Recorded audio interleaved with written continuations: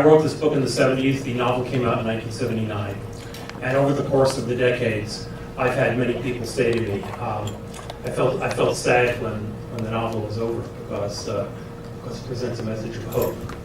And I promised myself that the first thing I would say to you tonight is that you don't have to be sad when the movie ends, because all the movie is a moving portrait of what you can do if you want to make this real. All right. Patrick, same question to you, my friend. What interested you in getting involved in this movie, placing a lot of time, effort, money, resource? Talk about what the movie means to you and its significance. I was one of the fortunate people to have read the book back in 1979 when it first came out. I thought the author was a lot like me and anticipating what was going to be happening in the United States. Talking to the mic. Unless things changed. It happened the very next year. I met some people in the apartment building that Neil lived, but I did not meet him that evening. That didn't happen until 3 years ago. 2 years ago, Neil contacted me saying, we're trying to turn this into a movie. Would my company be interested in product placement? And I said, I own the largest coin shop in the state of Michigan. I don't know, well, my response was, I don't know how much that costs and what do I get for it. And we met the next month in Las Vegas to discuss it and spent another month going back and forth. And I said, okay, let's do this. And I have to give a lot of credit to Kevin Sorbo.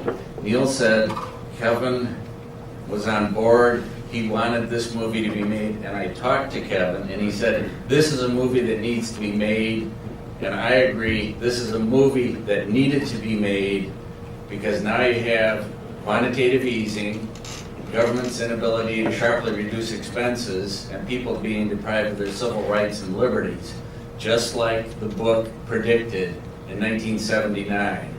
And unless people hear that message, it's not going to change. So I give a lot of credit to Neil and a lot of credit to Kevin. But Kevin,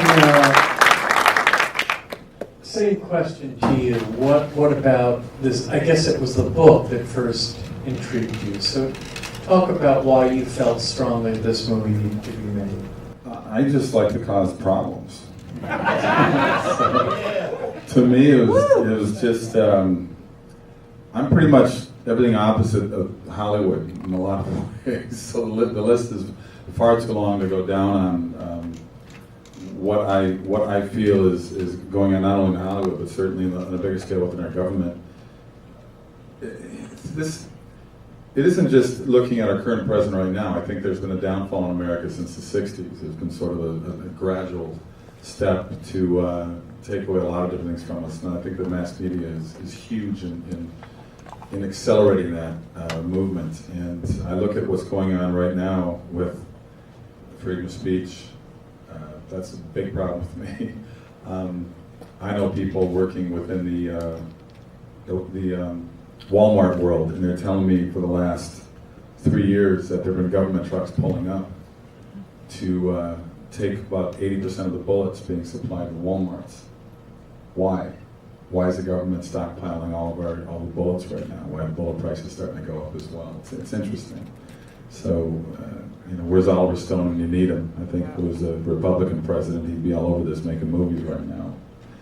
And at least Neil has the balls to not only put the book out there, but make the movie. But it's interesting to see what's happening within what you just mentioned too. Everything that the book said back in 1979 is happening now, and we need to wake up. This country needs to wake up. And we need to have people get out there and vote. We need to fight for.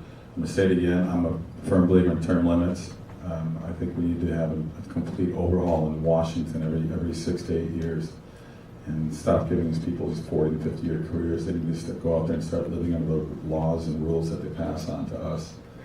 And it's interesting when people get into me about Obamacare, and I'm segueing just a little bit, but if it's good enough for all of us in America, why isn't it good enough for Congress? That should be enough for people to realize this isn't a good plan. So that's all I got. So Neil, as the creative force of this movie, did the film largely meet the requirements that you had set out for it in conveying the messages of the book? With Kevin on board, with the cast we built after that, with Pat making it possible financially, it exceeded all my expectations. I'm happier than I thought I would be. I mean, you know, we made for under $1 million, and it's very difficult to have a spread out action movie for under $1 million, and amazingly it happened. And I guess this is to Neil and Patrick, and maybe Kevin as well, but Neil and Patrick. What are the possibilities, the commercial feasibility of a movie like this in today's market? In the audience, we have Glenn Reynolds from Circus Road Films, who was trying to answer that question by getting a distributor to pick us up and go wide. Well, what I'm trying to ask you is making a film with a meaning like this a significantly uphill battle? Yes, but I mean, there have been many successes. I mean, usually at a much higher budget, you know, films like The Matrix or Hunger Games. So the only particular challenge for us is that we're starting out an independent film as an underdog, trying to get the major distributors to treat us the same way that they would in distribution, like something like The Matrix or Hunger Games. And Kevin, is there any implications of doing a low-budget movie for a career like yours, where you've had certain success? I've been in a lot of low-budget movies lately. So, God's Not Dead was low budget, $2 million, and it made $63 million in the States alone. So you never know what's going to happen out there. I mean, I've been doing a lot of these indies ever since my second series in Andromeda finished in 2005. I shot close to 50 movies, and it's I like to stay busy. I like to work. I get a lot of scripts. I give them 20 pages. If I don't like them, I move on. So this one I want to be part of, just because Kevin, had you first discovered Neil's work through the book? No, we actually met on an airplane heading to a Comic-Con. So we just started talking, and you know, it's not, people find out pretty quickly where I stand politically. I do a lot of these charity golf events, and by the third hole, these guys go, "Oh, thank God, we got an actor that's got common sense." So it's you know, because usually you golf with these, you know, successful people, and you know, they usually tend to, you know, lean one way in politics usually. So, you know, that's how the whole meeting actually just took place. He sent me his book and read the book, and it was a while ago though, man. I can't remember. I think you read the script and then the book. Well, how long ago was this? I can't remember when. It's a while ago. I think it was 2010. Okay. I don't know. So, Jill, and by the way, I want to invite the audience if they have a question or two. By the way, can I keep back to say one thing? You may. The reason I was on that plane is that Nichelle Nichols and I were going to Dragon Con to show the movie we just made together, Lady Magos. Nichelle, can you just wave to us? Are you still here? Yeah, I guess she stepped out. She was sitting around 10 rows back, but anyway, yeah, that was the reason I was on that plane. Okay, so I want one or two questions from the audience. So I'm going to ask a question or two more, and then I want to give you an opportunity to throw a question or two out. So prepare what you'd like to say. But here's something that intrigues me about political times in which we live. I'm going to ask you a two-part question, both of you. I want you to answer me in two parts. First, I'm going to give you the two parts. Are you an optimist? Are you feeling optimistic about America in the next 5 years? And are you an optimist?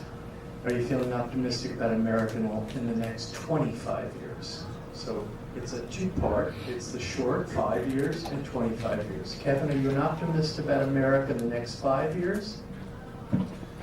Yeah, I think America's waking up. I think Okay. people have reached a place. And in the next 25? Yes. 5 and 25. Okay. Brother Patrick?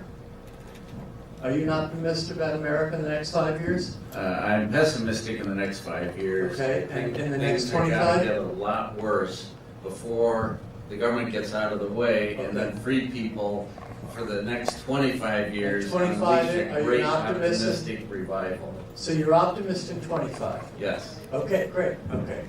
All right, fair enough. If Alongside Night gets distribution, I'm optimistic in 5 and 25. If Alongside Night doesn't get distribution, I'm pessimistic. Okay, well, excuse me for talking while you're interrupting. Hold on. Now, are you an optimist in the next 5 years? Hell yes, because we're going to get distribution. Okay. Are you an optimist in the next 25 years? Hell yes, because we're going to get distribution. And, but let me be pointed about this. Yeah. Kevin's telling you to vote. I think it's too late for that. I think the system is irreparably broken. I think we can no longer vote our way to freedom, that we have to basically tell the government, you are not going to take away our rights. We're not going to fight you unless you shoot at us first. But we will use jiu-jitsu and step out of the way, and we will no longer live under your rules. Now, we got a woman who wants to ask a question? Yep, no? Okay. I'm Elaine. You are. What's your name? My name's Danny. Danny? Danny. Sister Danny, go. Yes. I have a question for Mr. Sorbo. My question is, where are you in your libertarianism, and when this society and our current political system collapses, what is your ideal society look like?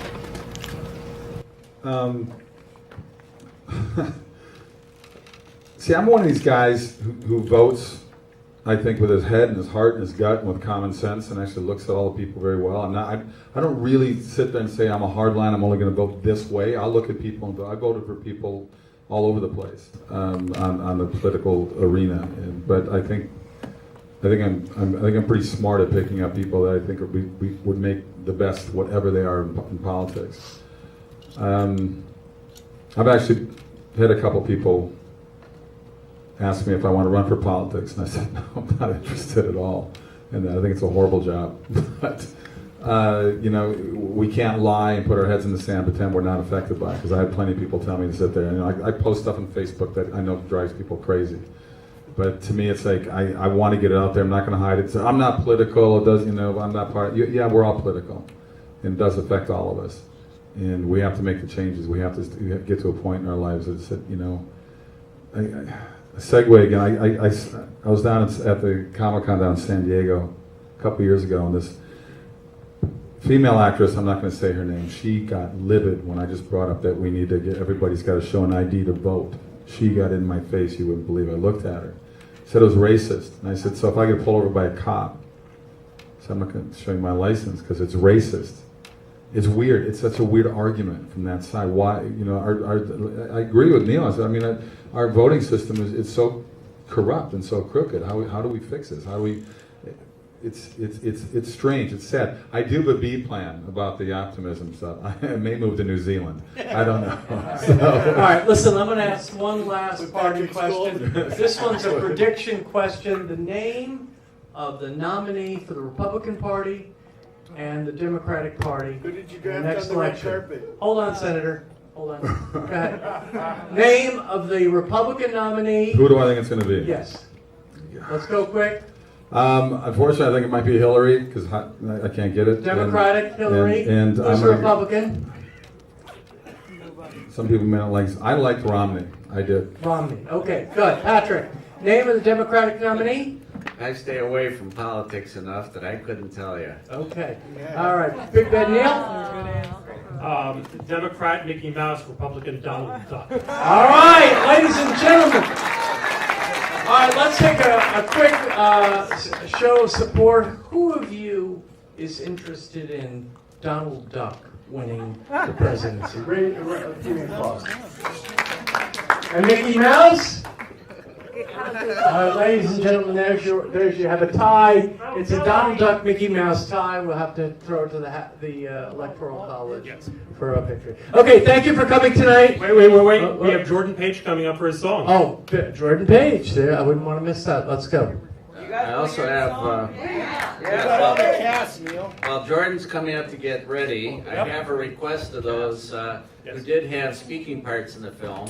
I have a t-shirt here in my briefcase that I'd like you to come autograph so I can display that in my store. So would all cast members please? Don't elective allergies. What made you want to be an actor? Well, I was from Iowa, and I entered it with my brother, and we just came out here, and we liked it. We started doing a lot of acting, but then, I don't know, I still liked playing sports and doing nerdy things, you know, with science and all, so, yeah. I was the valedictorian of it. I was the like, third in my class for school, so I went to UCLA. Now, I'd like to point out to Christian that the actor Sam Jaffe was a high school algebra teacher before he played in roles like in The Day the Earth Stood Still and you know, later on as you know, Dr. Sorbo.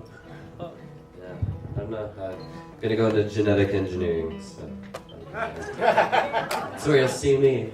Yeah, He's gonna invent a cyborg. yeah, something like that.